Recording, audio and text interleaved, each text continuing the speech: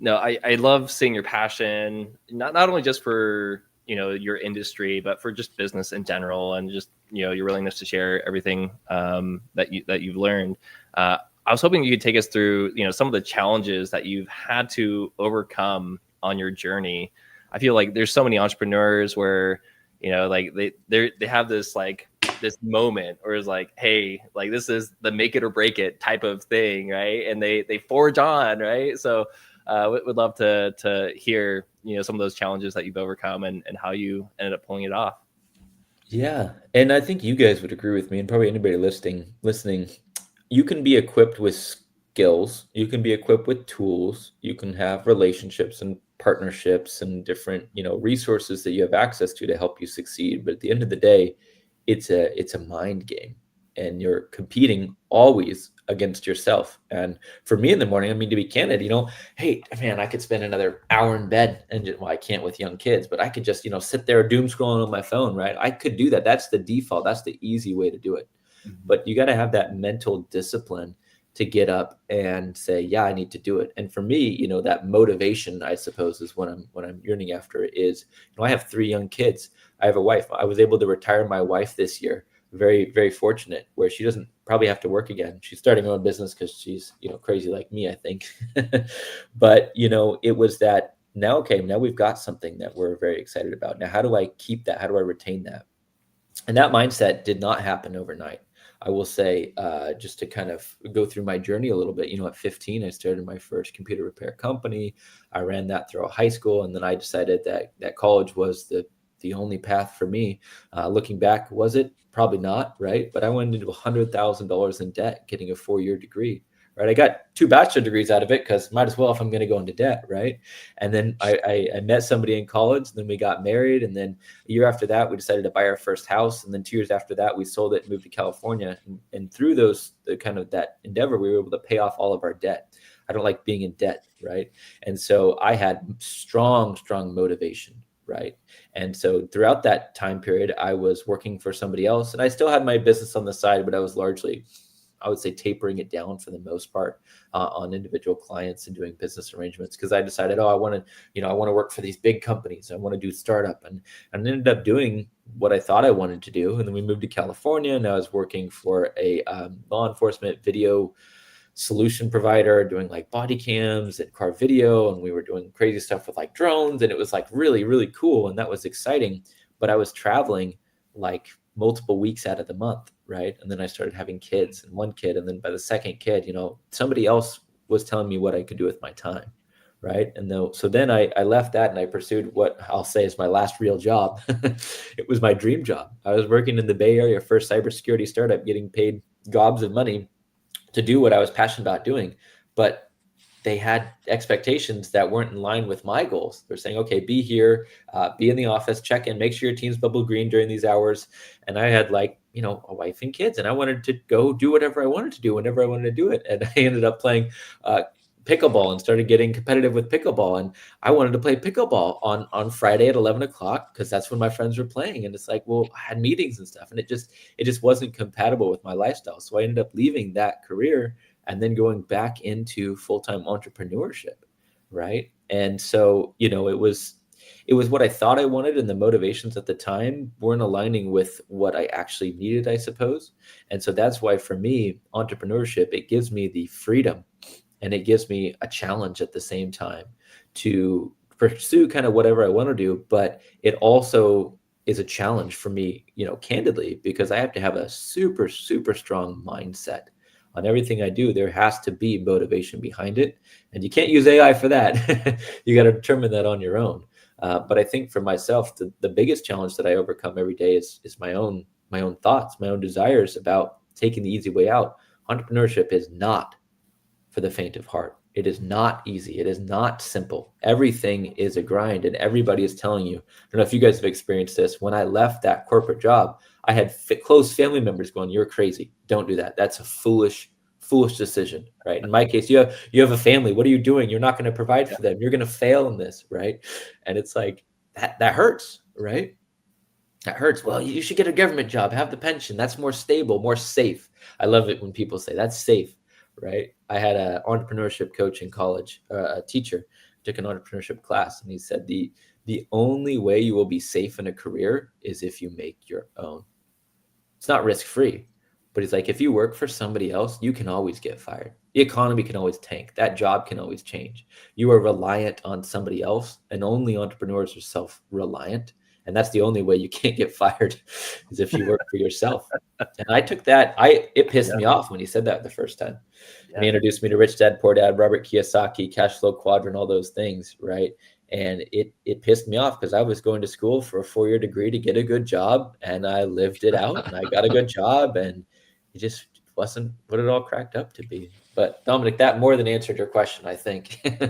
You guys agree with that, Dominick?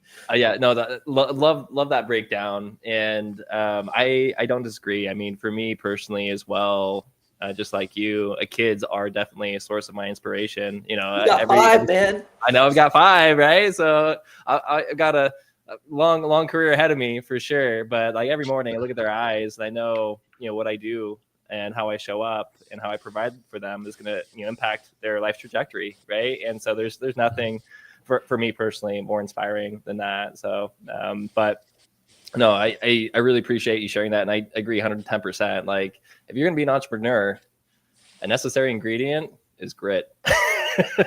Grit and a bit of insanity, right? Yeah. What's the definition of luck, right? Luck is the culmination of perseverance and opportunity, right? If you are equipping yourself by failing every day on cold calls, for example, trying to get that next client, you could just give up, right? And then, your parents were right. Your family was right, whatever. Like you did fail, right? But then here's the funny thing. The moment you made your 101st phone call and the client's like, yeah, I could use that. When can you come by? Yeah, I'll sign a contract. You're like, yes. They're going to go, oh man, you started that business. You're so lucky. Yeah. I thought you would fail, but you're lucky, right? It's like, yeah, but no, you lose either way if you compare yourself to others or what other you agree with the expectations that others set upon you. Mm-hmm. Well, every overnight success is somebody who grinded for like 10 years and then finally hit that tipping point. And people don't see it because they're not seeing all the work that each of us do, all the nights where we can't sleep because we're grinding away in our minds around a problem we're trying to solve. And just like the long days and just the constant push, but they just see, oh, look at where you've gotten to and how it's like looking easy at that point. But yeah. And the other thing, there's a great book, Simon Sinek, Start With Why. Start With Why, yeah. Start With Why, the Golden Circle and stuff. And what are the things, I mean, we talked about mindset. I mean, and part of that mindset is your purpose, what is it that is larger than just doing the cyber and the IT that motivates, inspires. And you talked about seeing your kids' eyes, Dom, but we each have those higher things that do motivate, inspire, and push us. What are those things for you, Brandon? Like, what you've talked a little bit about it, but I'd love you to just expand a little bit of what kind of inspires you. What gets you to have that grit, that to push, because usually there's something larger that helps us drive towards having that grit. Yeah, at the end of the day, faith is a really, key part of it for me, right? I believe that we are all put on earth for a purpose. There's a reason behind who we are and what we do. It's no accident that I live where I do in this time period with this network and connection and community and people in my family, right? It's no accident. And so we're given a choice, right? And we can use those gifts well to further our own agenda, our own selfish desires, or further those of our faith and community or world, whatever you want to call it, basically working for something greater than yourself, right? And at the end of the day, no matter how I slice or dice it, no matter how selfish I desire to be that day, I don't get the satisfaction and joy from doing what I do unless I'm serving others. So call it selfish ambition, call it whatever you want to. At the end of the day, if I am in community, living out my God-given gifts of talking with people and helping them, if you ask any of my kids, my wife, anybody in my close circle, maybe even you, Justin, I'll go to my 3-year-old. Hey, what does daddy do at work in life? What's daddy's purpose? My purpose that I communicated is to say, well, daddy helps keep people safe, right? And that's why I'm here on this earth, is to keep people safe. From a cyber perspective, from an AI, from a technology, in a family perspective, my goal is to keep people safe. If my head hits the pillow and I help keep one person safe that day, I feel pretty great. My crappy days are when I don't help keep anybody safe, right? I think we all have. I can look at every human being. This is a universal thing. There's tasks we do that give us joy, give us energy, give us purpose, right? And if we're not doing those things daily, we're feeling pretty cruddy, right? And so, yeah, Cool. do more. And I want to speak to that, because what you just described, you said to keep people safe. That to me sounds like that's like your core purpose, right? That's the reason you exist, and that's that higher purpose, spot on, and that drives us. But then you also spoke to the gifts, and obviously, working genius is my happy place. But it's interesting because the three categories you just talked about today that really drive you, and we need to know what our gifts are and how we're living into them. Doing the lawn, that's tenacity. That's low, like it is for me. That drains you. That's not fun. Mhm. Doing cyber, doing IT, that's complex problem solving. Talking to people, helping serve, get their needs met, helping them get safe with everything.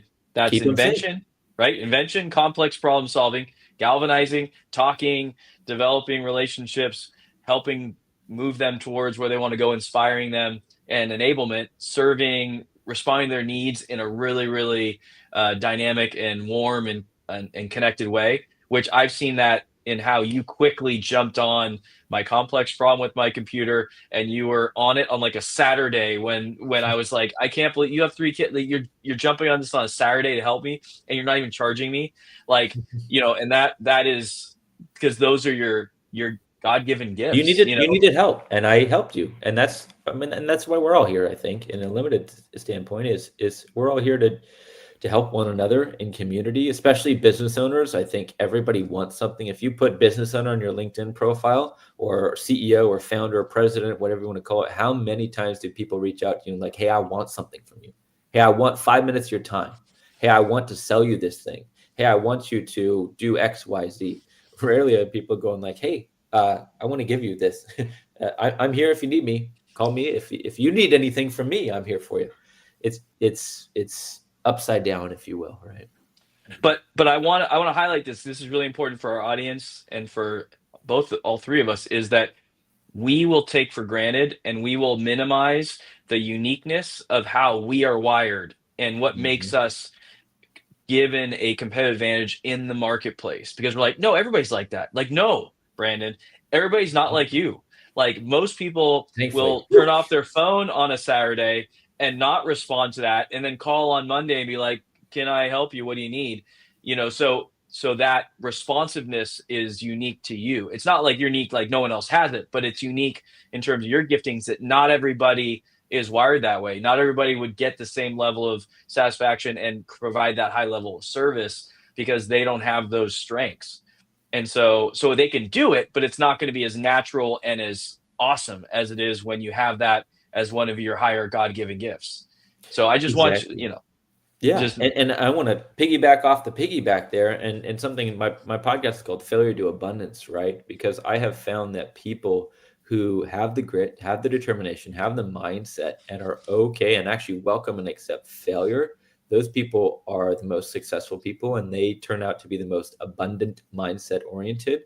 And what is abundant mindset oriented, right? I think it means to give before you receive. It means that, yeah, you may take some financial or time setbacks, but at the end of the day, and this is not like a prosperity gospel thing, if you serve others and you are giving and very generous with everything that you do, your talents, your skills, your money, right, it will all come back full circle. Call it karma, call it abundance, call it faith, call it whatever you want to.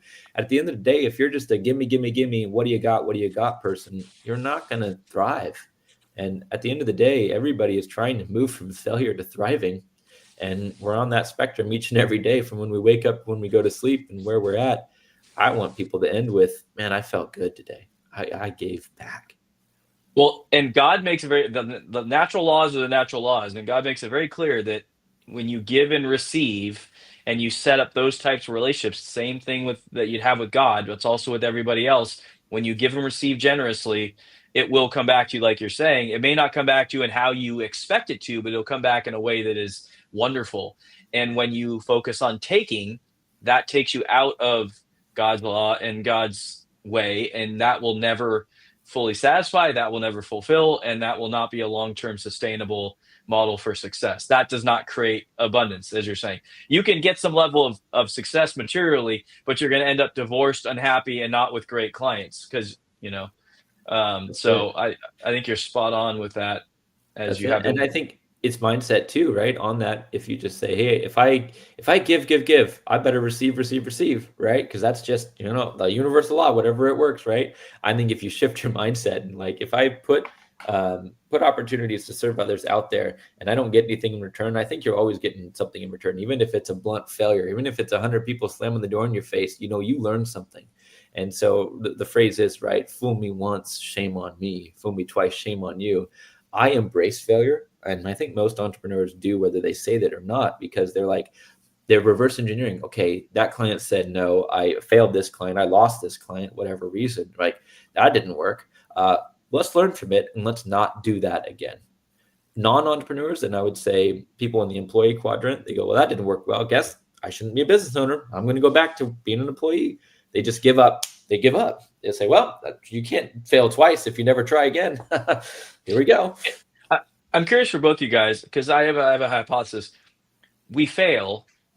It's going to happen no matter what. If you're an entrepreneur, failure creates humility, because failure creates the opportunity to actually look at the whole situation, look at your flaws, look at and grow from it, and also be humbled, put on your knees because it's suffering and it's challenging.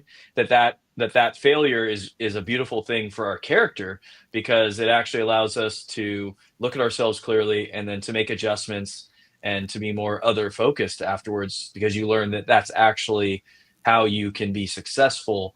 I don't know. What do you guys think about the kind of the failure, how that ties into humility? Go ahead, Brandon. I mean, we're all selfishly motivated. Let me get blunt to the point, right? Failure truly is the best teacher. So many people want to listen to a podcast, ironic, watch a YouTube video, read a book, go to college, get a mentorship from somebody else, right? And they want to just learn how to do something well before they do it, right? That is a path to learn. It's far easier just to try something. Like, that didn't work. Let me try this. That didn't work. Let me try this. Hey, that worked, right? We're talking hours, days, weeks to learn a new skill, to start a business, to iterate so much faster. At the end of the day, that's going to get you to your goals the fastest, period, bar none. I'm not saying don't use those education resources, use them in tandem, but now at least you know where you have a problem. So many people, their problem is learning where to start. And that's just a dumb problem, in my opinion. Just try and then fail and then learn.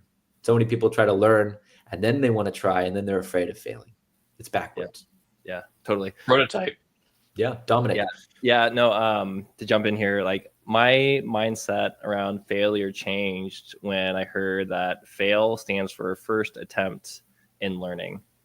Mm-hmm. And I like that. Yeah, that was like, a real mindset shift for me. And I totally agree, Justin. I think failing, like, even as you're starting to make some traction, like, it does create opportunities for self-reflection, for being able to grow in humility and realizing, hey, I don't have everything figured out, and being okay with that, and that's okay.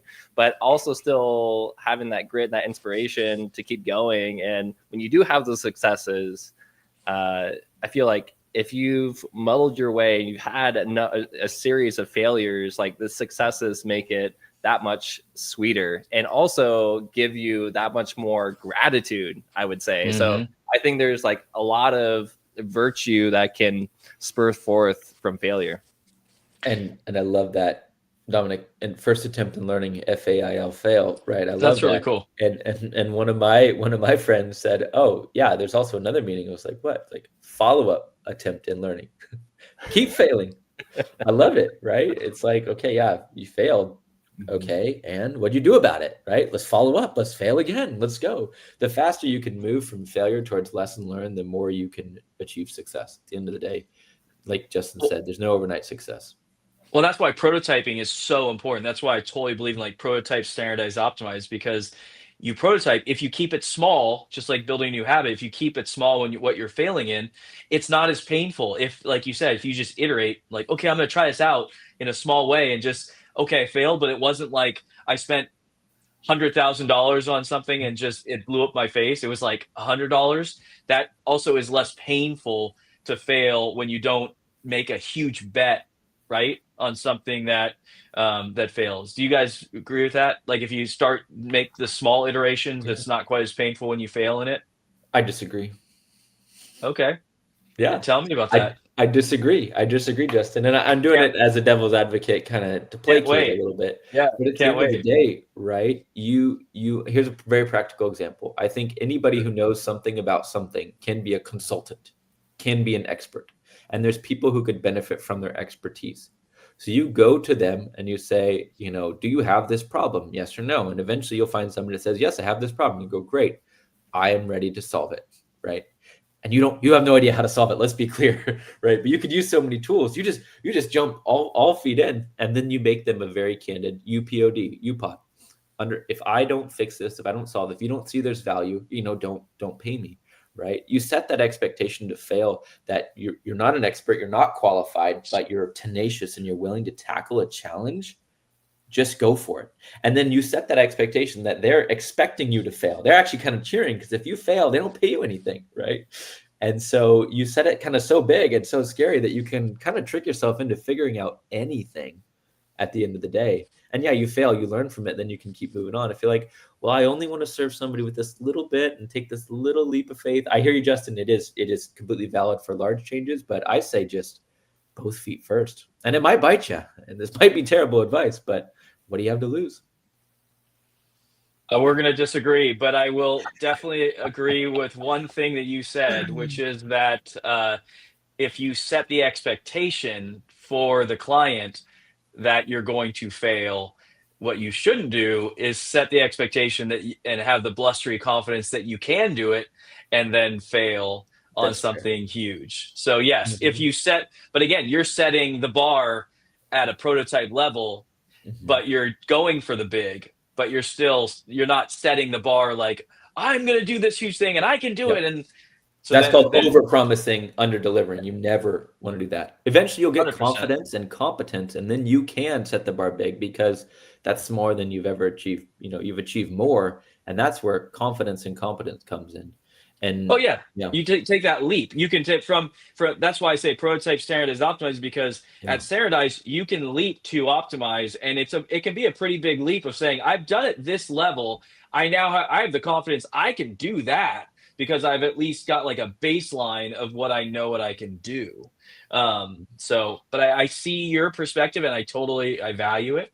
And I think it's awesome, and I will take that into account of how I set expectations when I do that, the bigger jump. So thank you for that.